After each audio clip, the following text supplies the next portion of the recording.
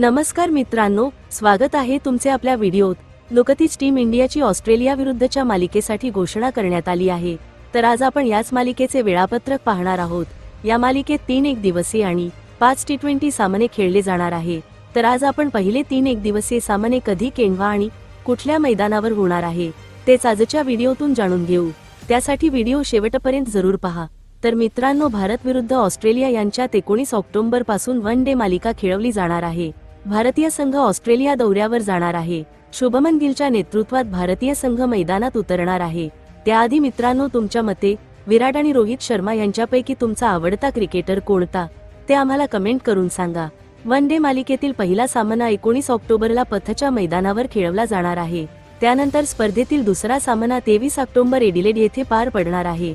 तर मालिकेतील तिसरा आणि शेवटचा सामना 25 ऑक्टोबर सिडनी येथे रंगणार आहे। हे तीनही सामने भारतीय वेळेनुसार सकाळी 9 वाजता सुरू होतील। मित्रांनो, या मालिकेत कोणता संघ बाजी मारेल ते आम्हाला कमेंट करून सांगा। आणि अशाच खेळाविषयी बातम्यांसाठी आपले क्रिकेट विश्व चॅनल पाहत रहा।